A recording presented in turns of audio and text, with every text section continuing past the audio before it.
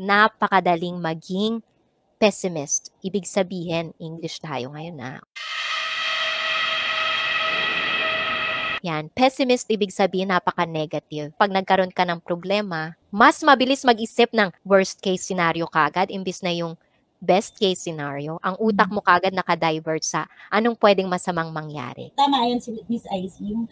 Like for example, isang negative na bagay, you can make 10 negative things galing dun sa isang bagay na yun.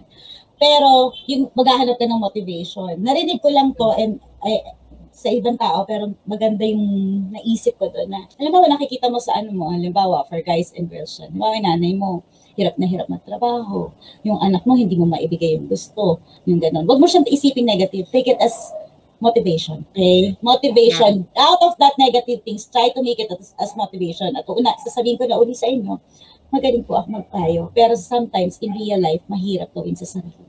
Lately, ano yung naipayo mo sa friend mo or somebody na bigla kang natawa sa sarili mo or naasar sa sarili mo na sinabi mong, galing ko magpayo, hindi ko naman ginagawa? Sabi ko nga sa'yo, ako yung all out ako pag magpahal. So I have a lot of friends who comes to me na naghahanap ng advice para magaling talaga ako. At lagi ko sinasabing mahalin nila ang sarili nila. Kasi based from experience, hindi ko magawa. Kaya siguro, palaging yun ang sinasabi ko. Tama yun, Ma'am Rian. Minsan magaling tayong magpayo, pero minsan sa sarili natin mahirap gawin ang mga bagay. Yeah. Sa age and status ko sa buhay, dahil mami ako normally, pare-parehas kami ng mga kaibigan ko na pinagdadaanan. Parang ang tingin kasi nila kasi strong ka, kasi single mom ka, kaya mo lahat. Hindi ko po kaya lahat. Kinakaya lang. Pinipilit lang. Kasi wala akong choice. Pag hindi ko kinaya, paano yung mga anak? Don't set for less than you deserve. Huwag magpadalos-dalos. Don't give your all, magtira para sa sarili. Nasabi mo ba sa sarili mo na may point ka sa life mo talaga na nag-settle ka for less? Yes. Most of the time. Dahil gusto ko mabuo yung pamilya. Pinipilit ko. Gusto ko buo yung pamilya, kailangan ng tatay ng mga anak ko. Pero guys, mali. Kasi kung nakikita namang hindi na healthy yung relationship niyo, mas nakakasama yun sa mga anak niyo. And kung physically na mahihirapan ka na rin, hindi tamang mag-stay. Hindi naman lahat. Okay, may certain point, yun nga, yung kahit pa paano na-realize ko yung boundaries ko na after, kesa naman mawala ng nanay yung mga anak ko. Mas kailangan nila ng nanay. Better na maghiwalay na lang. Hiwalayan ko na lang. So, dun ko tinapos yun. Lahat dito sa mundo, it's a matter of choice. Take it or leave it. I salute Miss Rian of choosing self first. Wow. Pinili mo ba yung sarili mo daw? Hindi ko pa rin sure. Sa ating, sa kulturang Pilipino, kasi napaka-close natin sa religion, diba? Hindi ko alam kung anong percentage ng Catholic sa Pilipinas. Pero, sa religion kasi talaga, minsan, imbis na gawin mo yung dapat o para nararapat sa'yo, sometimes, kailangan mong magpumili ng kung ano yung sasabihin ng ibang tao, yung naaayon, diba, sa relihiyon. Paano mo nagkaroon ka ng katatagan o desisyon na tama na? Yung nagpaalis sa akin dun sa dapat matagal ko nang inalisan, sarili ko rin. Hindi ko alam kung paano. Basta bigla na lang siyang dumating na, alam mo yun, napapagod din ang tanga. Yung gano'n, yung bigla, yung gano'n, kahit tanga ka, nagpapakatanga ka, mag-automatic na yan eh. Hindi ko siya kayang i-describe, hindi ko siya kayang bigyan ng proper terms. Basta dumating na lang ako sa point na sabi ko, tama na. Diba? May nagrarambulan sa taas ng bahay namin, mga anak. Kung alam mong may mali, 'di ba? Kung alam mong hindi tama, matuto kayong humindi. Kasi isa 'yan sa mga kultura nating Pilipino na nagtitiis tayo, 'di ba? Kahit alam mo na, sinisigaw na ng utak mo, mali 'to, hindi pwede. Kasi pwedeng mas matanda kasi siya sa akin. Hindi ako pwede sumagot, 'di ba? Respeto daw, 'di ba? Or naman, ay, pinapalamon niya kasi ako. Sorry for the word, 'di ba? Hindi ako pwede sumagot kasi siya nagpapalamon sa akin. Kahit na yinuyura ka na yung pagkatao mo, 'di ba? So guys, lagi ko tong sinasabi, have boundaries, 'di ba? Kung hindi okay, sabihin yung hindi okay at okay lang yun. Pero at the same time, bigyan nyo ng changes, 'di ba? I agree. When you know you gave your all and yet di na-appreciate and di nag-work, I guess that's the time to move on and look for somebody else na makaka-appreciate sa'yo. Katulad yan, i-connect natin yan dun sa depression. Kaya ako nasasabi na napaka-overuse ng word na yan. Kasi sometimes, bilang personal trainer, sometimes ang depression, kulang ka lang sa galaw. Pero yung mga tao talagang may hormone unbalance sa katawan. Depression is sakit, okay? There are symptoms na pwede niyong maramdaman. Pag you're being tough for so long, it's a series of events na pwedeng nangyari sa buhay niyo.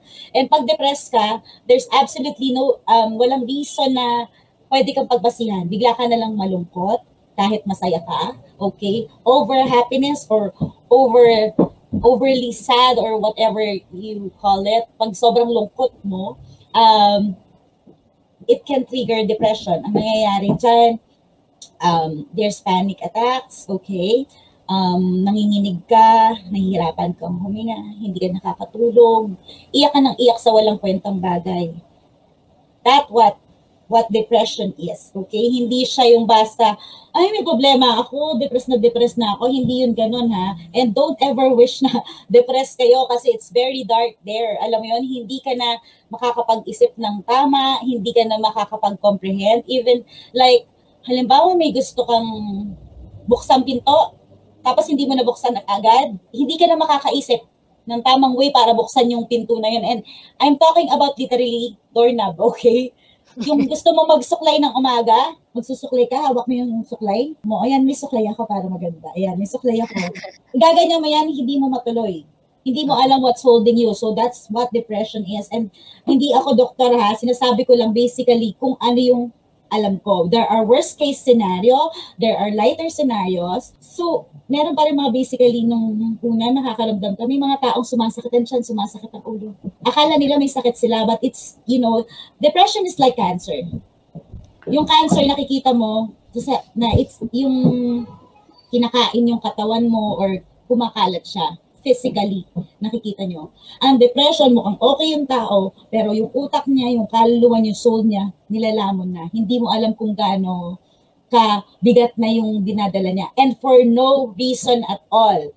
Ha, tandaan nyo to, ang depression, for no reason at all, malungkot ka. Ang hinihingi ko lang, irespeto natin yung may totoong may depression. Huwag nating na lahat na tayo depressed. Yung bigyan naman natin ng katarungan yung pagiging may sakit nila kasi it's sakit, okay? Hindi nila ginusto, walang may gusto. Pag meron kayong problema o meron kayong stress, bigyan nyo sarili nyo 10 minutes. Isa-isahin nyo worst case scenario. 1, 2, 3, 4, 5. Basta 10 minutes lang.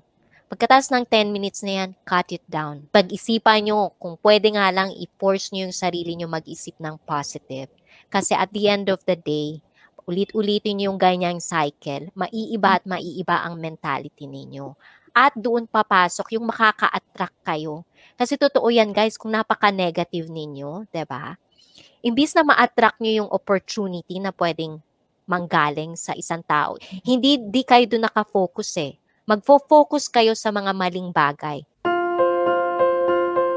Sometimes, bigyan nyo yung sarili nyo na tingnan yung mga neighbors nyo, yung mga asawa ninyo, mga anak ninyo, mga taong kahit hindi nyo mahal, diba?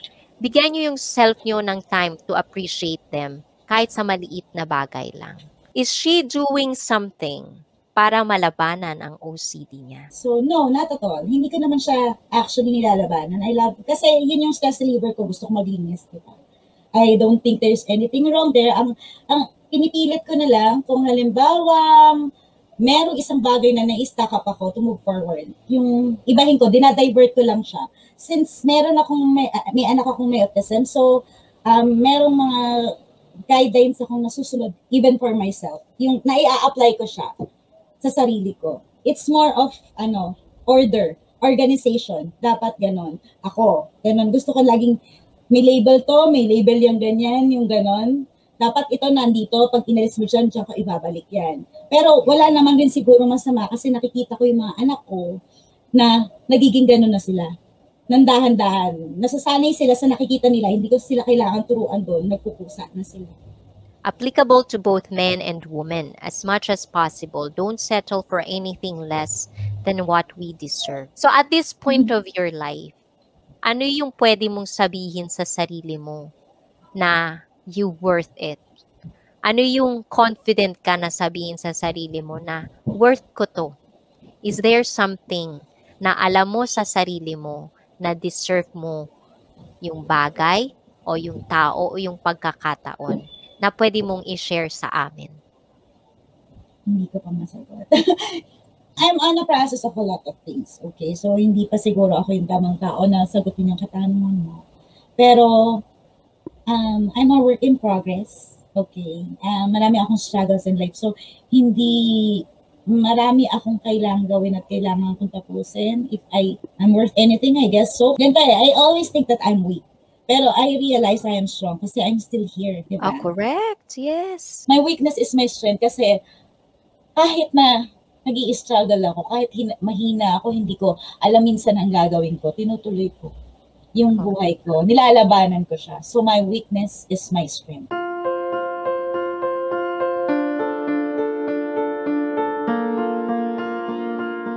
Ito lang pagdating sa edad, yan ang wag na wag niyong itatanong sa mga girls. Never niyong itatanong ang edad sa mga girls. Piece of advice.